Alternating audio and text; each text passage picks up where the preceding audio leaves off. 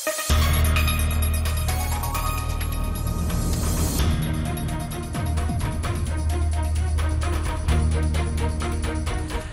la une ce soir, le plan définitif de réorganisation du CHU. Le gouvernement a choisi la délocalisation partielle avec nettoyage par zone. Nous entendrons les précisions de Valérie Denux, la directrice de l'ARS, dès l'ouverture de ce journal.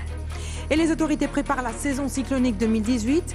Une réunion était organisée dans ce sens à la préfecture aujourd'hui. L'heure était au bilan, mais aussi aux prévisions. Qu'ont-ils prévu de mettre en place? Anne-Elisabeth Arsène et Moïse Dexter nous le diront. Et la Guadeloupe doit se mettre au plus vite à l'agriculture biologique. C'est le message que va adresser la DAF aux agriculteurs.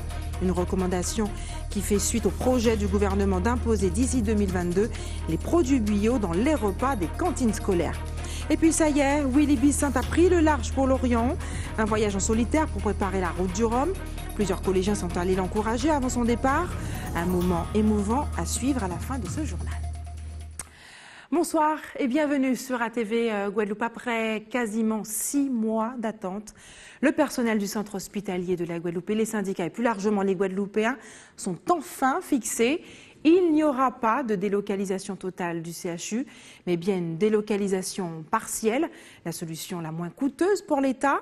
Comment va-t-elle se mettre en place? Je vous propose d'écouter les précisions de la directrice de l'Agence régionale de santé, Valérie Denux, qui tenait en fin de journée une conférence de presse pour l'annoncer.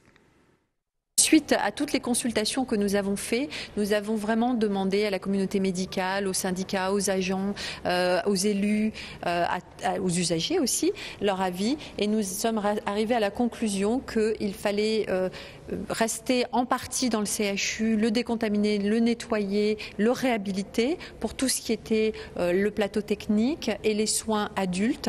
En revanche, nous sommes arrivés aussi à la conclusion qu'il fallait permettre, au-delà de la crise, au pôle parents-enfants de se constituer dans des conditions vraiment modernes et en allant vers l'avenir. Et donc nous avons décidé de constituer ce pôle parents-enfants sur Palais Royal, mais il y aura une petite phase de transition sur la polyclinique parce qu'il faut le temps de construire les modulaires nécessaires. Nous avons un calendrier très précis. En pratique, nous souhaitons nettoyer, décontaminer très activement la zone technique de façon à pouvoir réintégrer les blocs opératoires et les urgences d'ici 6 mois maximum. Et pour le pôle mère-enfant, nous souhaitons qu'il soit constitué, on va dire, d'ici à peu près 14 à 15 mois. Dans la première, c'est à environ 55 millions d'euros, donc délocalisation totale sans réintégration. Dans la deuxième, qui est délocalisation partielle avec réintégration totale, c'est environ 45 millions d'euros. Et l'option que nous avons choisie, c'est environ 52 millions d'euros. Donc vous voyez bien qu'elles se tiennent et nous n'avons pas choisi la moins chère. Une nouvelle qui fait déjà grincer des dents, en tout cas au niveau des syndicats. Nous y reviendrons.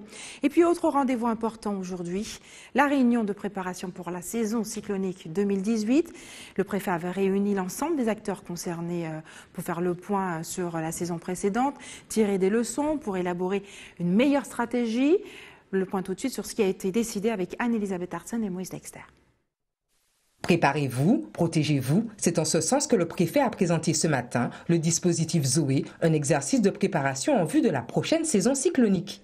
La préparation à une saison cyclonique, c'est l'affaire de tous.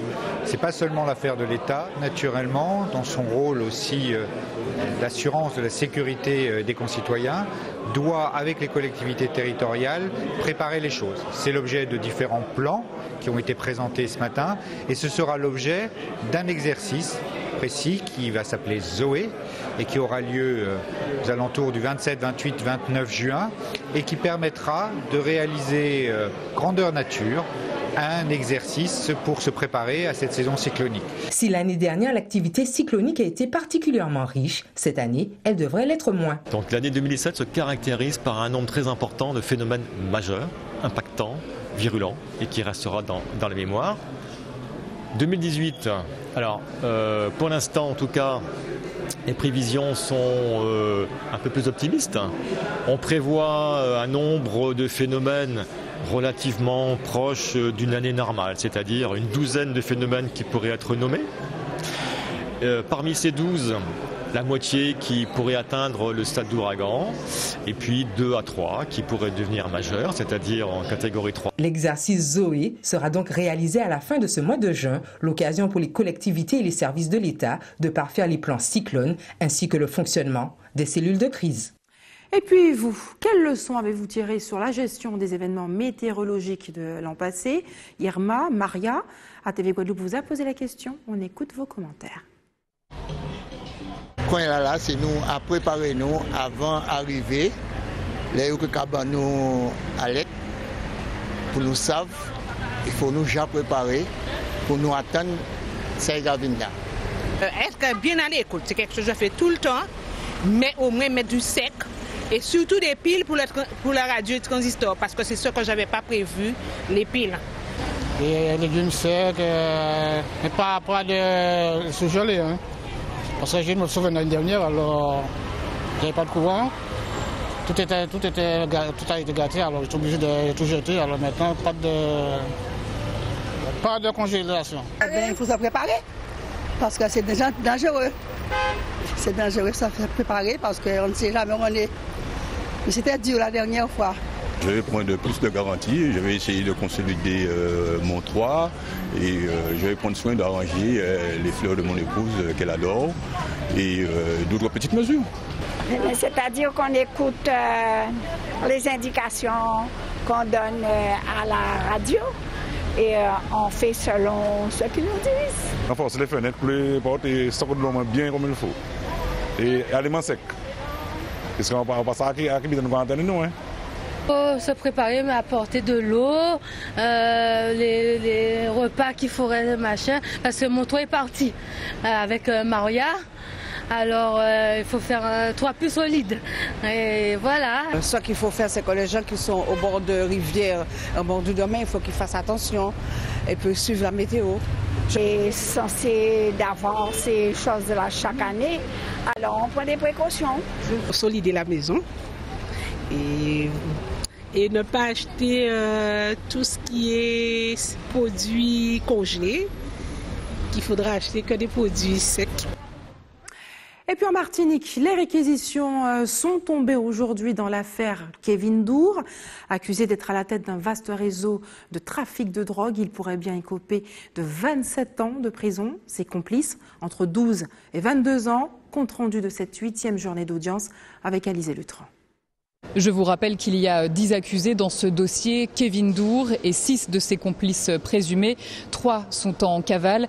Alors avant de débuter leur réquisitoire, les 2 avocats généraux sont revenus sur l'affiliation de chacun des accusés dans ce réseau présumé de trafic de stupéfiants. Pour ces complices présumés, dans quasiment tous les cas, c'est l'importation de stupéfiants en bande organisée et l'association de malfaiteurs qui ont été requis. Seule une relaxe a été demandée pour le docker dans le cas de l'importation de cocaïne en bande organisée. Les avocats des accusés ont ensuite livré leur plaidoirie. Reste désormais à savoir quels chefs d'inculpation seront retenus. Et s'il est reconnu coupable, Kevin Dour, lui, encourt jusqu'à 30 ans de réclusion criminelle. Et la Guadeloupe doit se mettre à l'agriculture biologique au plus vite. Suite au nouveau projet de loi voté à l'Assemblée nationale le 30 mai dernier, les services de l'ADAF ont accéléré les actions de sensibilisation auprès des agriculteurs afin de les pousser à se convertir au bio. Et pour cause, cette loi prévoit d'imposer en 2022 que les repas dans la restauration collective publique soient composés à au moins de 50% de produits issus de l'agriculture biologique. Un objectif que ne peut remplir en l'état la production locale. Les explications de Linda Kayarsi.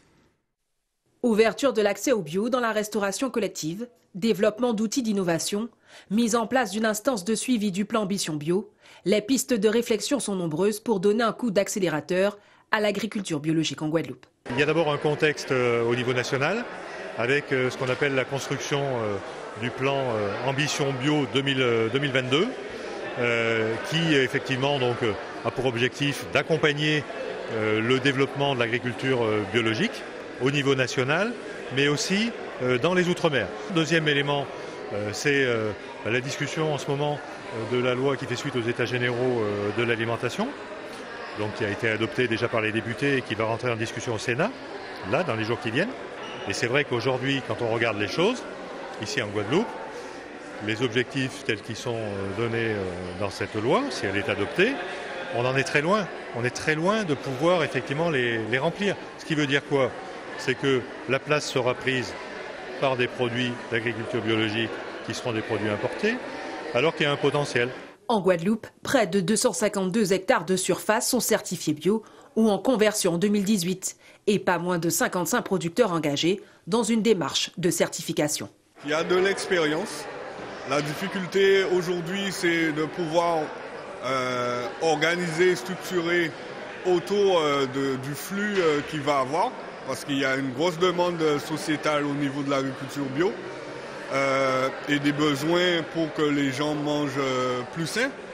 À notre niveau, il faudrait qu'on puisse techniquement avoir des solutions, par exemple, à la gestion de l'enherbement, les surcoûts qui sont liés à la gestion de l'enherbement. Il y a aussi la capitalisation des exploitations avec du matériel performant. Aujourd'hui, bon nombre d'actions ont été amorcées pour le développement de l'agriculture bio, notamment l'émergence de nouvelles filières, ainsi que la création d'un pôle agroéquipement au lycée agricole et la conversion au bio de ces parcelles. Depuis 2 ans, nous sommes dans cette dynamique. Donc nous avons à peu près 6 hectares qu'on a reconvertis en agriculture biologique, aussi bien au niveau de la banane, au niveau de la canne, au niveau des cultures maraîchères vivrières. Et aussi, nous allons aussi vers l'élevage aussi, nous allons entrer dans cette dynamique pour que toute l'exploitation dans les 5 ans à venir puisse devenir entièrement biologique. Durant ces dernières années, les accompagnements qui favorisent le développement de l'agriculture bio se multiplient. Les aides à la conversion et au maintien de l'agriculture biologique, ainsi que la consolidation du dispositif de soutien au bio dans le cadre du programme POSEI. Et puis rester sur ATV Guadeloupe dans quelques minutes, rencontre avec le skipper Willy Bissint avant son départ pour la route du Rhum. Et puis l'équipe de France masculine de handball est là, ici, en Guadeloupe. Nous les avons rencontrés quelques jours avant leur grand match contre le Danemark, équipe championne olympique. Mais avant, saviez-vous qu'aujourd'hui, on maîtrise moins de 50% des 84 règles de base en français ? C'est ce qu'a révélé hier le traditionnel baromètre Voltaire, un service en ligne personnalisé de remise à niveau qui s'adresse aussi bien aux établissements d'enseignement supérieur qu'aux entreprises. Quels sont les autres enseignements de ce baromètre? La réponse avec Linda Kaerzi. Premier constat du baromètre Voltaire, aimer l'école ça aide. C'est la période où tout se joue. L'orthographe sourit à la majorité de celles et ceux qui gardent un bon souvenir de l'école primaire. Néanmoins, il n'est jamais trop tard. Sans surprise, les meilleurs en orthographe sont les Français bilingues, ceux qui ont étudié le latin ou le grec, ou ceux qui lisent le plus. Par contre, une confirmation, plus on regarde la télé, moins l'écriture est bonne. De quoi inquiéter les fans de football qui risquent de passer un temps certain devant leur petit écran avec le lancement prochain du mondial de football. L'orthographe ne respecte pas la parité, les femmes sont les plus douées. Elles maîtrisent 50% des règles d'orthographe de la langue française, contre 46% pour les hommes. Autre enseignement insolite, les personnes qui n'ont pas de sens de l'orientation retrouvent pourtant plus de repères dans les règles de grammaire. Enfin, podium 2018 des meilleures régions en orthographe, elle se trouve dans l'est de la France.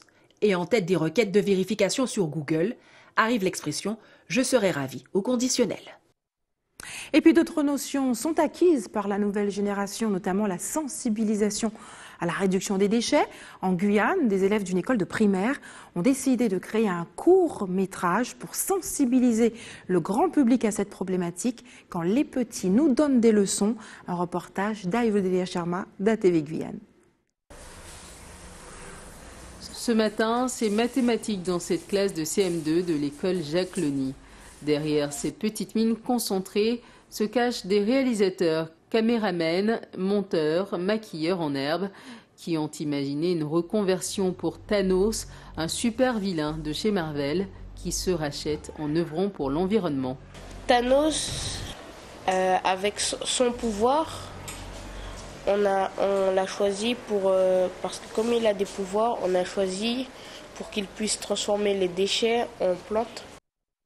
Hé, réveille-toi! Redescends sur Terre! Dans la vie, ça ne se passe pas ainsi. Je ramasse. Il leur a fallu 3 mois pour réaliser ce spot qui a servi de modèle pour les 6 écoles participantes à la 5e saison du web documentaire sur le thème « Raconte ta ville durable ». Tout un travail d'équipe. On a cherché les idées, puis on les a inscrits sur des papiers. Après, on a sélectionné la meilleure idée. Quand c'est difficile, c'est quand on doit rester avec la caméra droite pour ne pas bouger.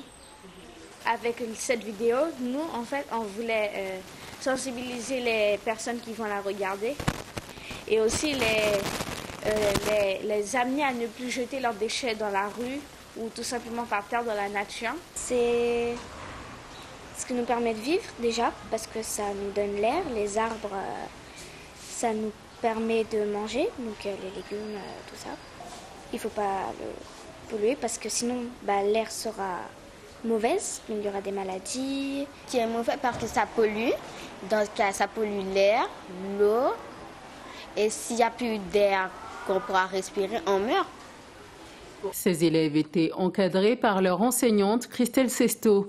Elle ressort de cette expérience plutôt satisfaite de l'implication de sa classe. J'estime que les objectifs ont été largement atteints, voire même dépassés, parce qu'ils ont non seulement, outre le rôle de caméraman, technicien du son, maquilleuse ou acteur, ils ont effectivement pris conscience qu'il fallait préserver la nature, qu'il fallait aussi amplifier la diffusion auprès des autres et porter un message. Quel est le message, les enfants? Tu jettes, tu ramasses. Tu jettes, tu ramasses. Voilà. Et puis retour en Guadeloupe, ce week-end aura lieu un événement qui devrait attirer du monde dans le Nord Grande-Terre.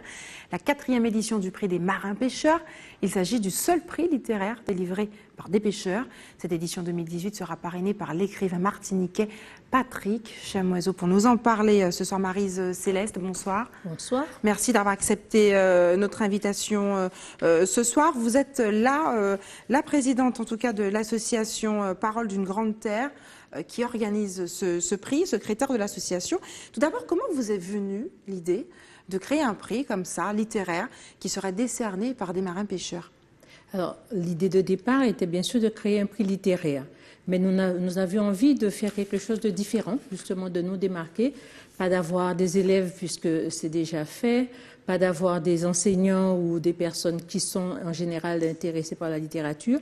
On voulait que ce soit vraiment à l'échelle aussi du Nord Grande-Terre, donc des personnes de tous les jours, des personnes comme vous et moi, des personnes qui s'intéressent moyennement à la lecture, de manière... C'était de prendre le contre-pied pour pouvoir démocratiser finalement? Tout à fait. L'objectif, c'est bien ça, démocratiser la lecture, donc en faisant en sorte que les personnes qui lisent, puissent se dire, mais si celui-là lit, moi je peux lire aussi, et ainsi de suite. Et ça a marché avec les marins pêcheurs? Ça marche avec des marins pêcheurs. La leçon a pris. Oui, tout à fait. Alors ce prix des marins pêcheurs débutera dès demain au Ciné-Théâtre du Lamentin, avec la projection du film Bienvenue, qui parle de l'histoire des migrants, qui concerne principalement l'Europe en ce moment. Il sera suivi d'un échange avec Patrick Chamoiseau, Guy Gabon, qui est aussi une militante. Pourquoi avez-vous choisi d'aborder cette délicate question des migrants, de l'avoir associée à ce prix? Alors, cette année, comme vous l'avez dit, le parrain, c'est Patrick Chamoiseau.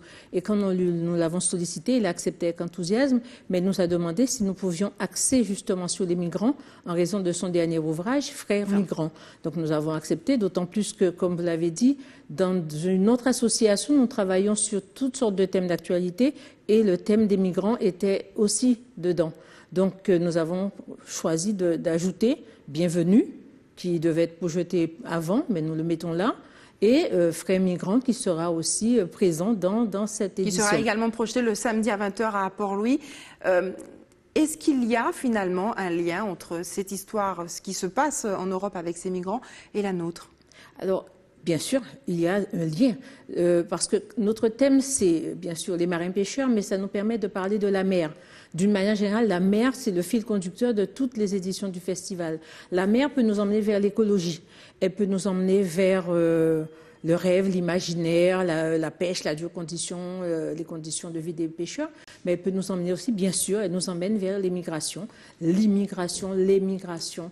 Voilà, donc cette année, ce sera cela. Alors, d'autres rendez-vous sont prévus. Quels seront les temps forts à ne surtout pas rater?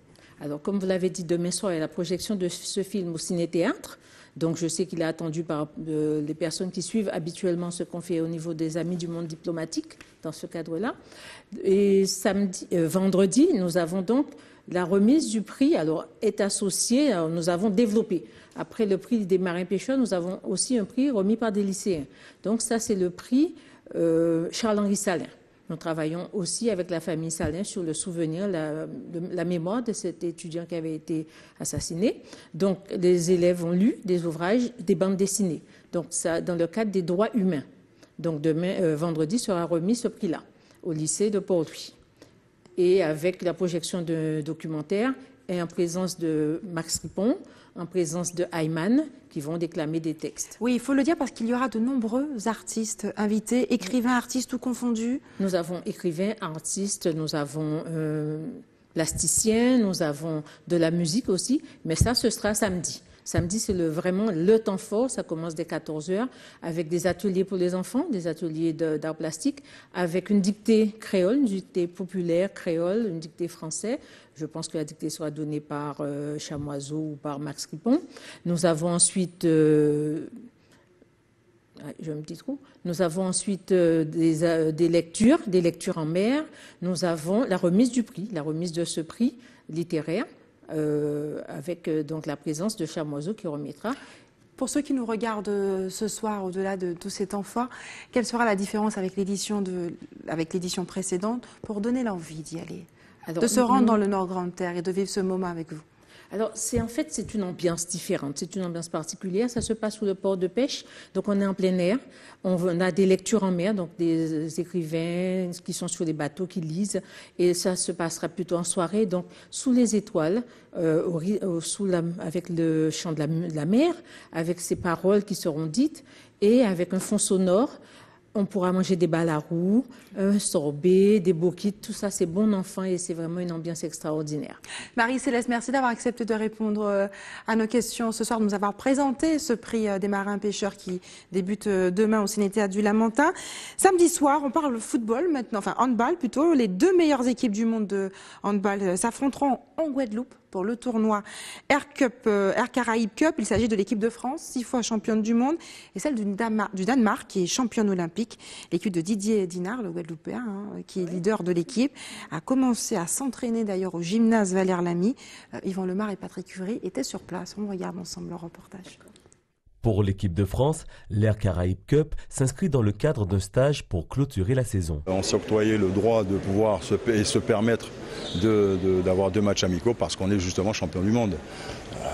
C'est sûr que c'était aussi un stage de cohésion. Nous avons prévu de faire un Crêpes Aventure où il y aura des épreuves avec des équipes où il va falloir faire preuve de solidarité. Je pense que cela a aussi pour but de consolider le collectif pour la suite. Au programme, 2 matchs amicaux contre le Danemark, champion olympique en titre.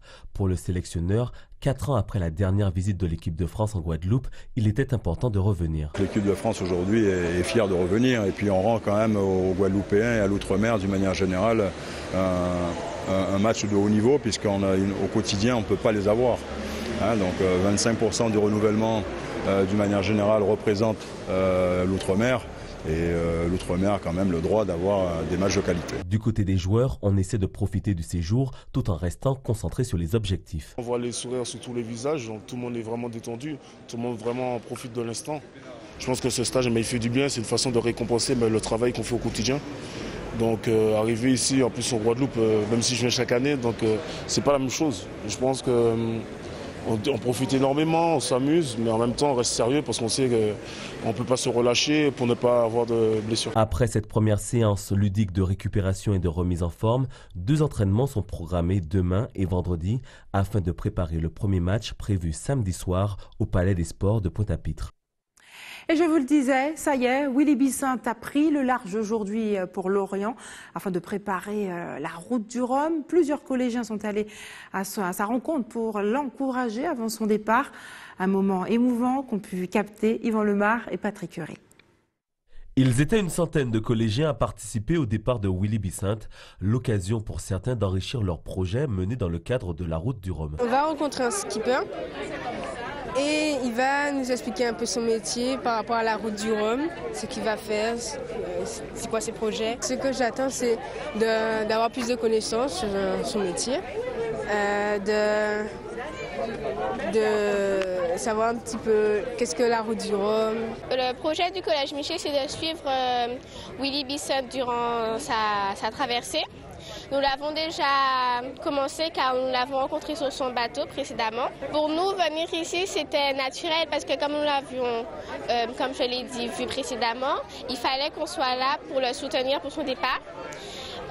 Pour notre projet, ça va nous apporter du plus que du plus. Nous pourrons dire commencer le départ d'un navigateur. Durant plus d'une demi-heure, les élèves ont pu échanger avec le skipper. Willie Bissant a pu ainsi faire découvrir son projet, mais aussi délivrer des messages pour ces jeunes. Il ne faut pas faire un coup, il faut persévérer, il faut être patient. C'est les mots, je prône ces mots-là, le mot patience, le mot persévérance.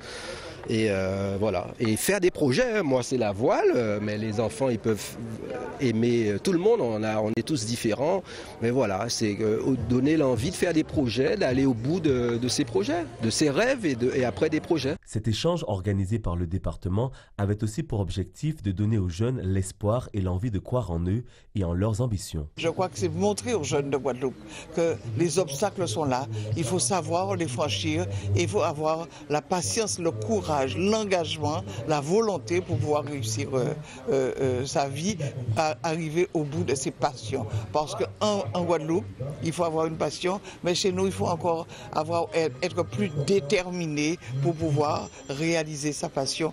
Vers 10h, Willie Bissant a quitté Pointe-à-Pitre, direction les Açores. Son objectif, arriver à Lorient dans 17 jours. Et on lui souhaite une belle traversée. C'est l'heure des informations pratiques maintenant. Faites des réserves d'eau si vous habitez à Saint-François et à Carac aux Abîmes. Les coupures sont prévues chez vous demain soir à partir de 18h avec un retour à la normale dès l'aube. Demain, l'équipe de l'établissement français du sang vous donnera rendez-vous à Basse-Terre devant l'Hyper-Casino de Desmarais à partir de 8h30. Et enfin, si vous avez des informations à nous communiquer, n'hésitez pas à nous appeler au 60 11 2 fois. Voilà, c'est la fin de notre édition locale et régionale. Avant de se quitter, je vous rappelle les principaux titres de ce mercredi 6 juin. Nous l'avons vu ce soir. Le plan définitif de réorganisation adopté par les autorités. Le gouvernement a choisi la délocalisation partielle. Il n'y aura pas de délocalisation totale.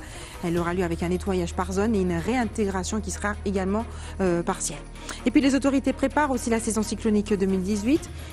Une réunion était organisée dans ce sens à la préfecture aujourd'hui. Ils ont prévu de réorganiser le plan l'exercice Zoé à la fin du mois de juin. Et la Guadeloupe doit se mettre au plus vite à l'agriculture biologique. C'est le message que veut adresser l'ADAF aux agriculteurs. Une recommandation qui fait suite au projet du gouvernement d'imposer d'ici 2022 des produits bio dans les repas des cantines scolaires. Notre production locale doit ainsi y faire face. Et puis Willie Bissant a pris le large aujourd'hui pour Lorient afin de préparer la route du Rhum. Plusieurs collégiens, une centaine, est allé justement l'encourager avant son départ. Merci d'avoir choisi ATV Guadeloupe. Je vous souhaite une excellente soirée. On se retrouve demain à 18h45.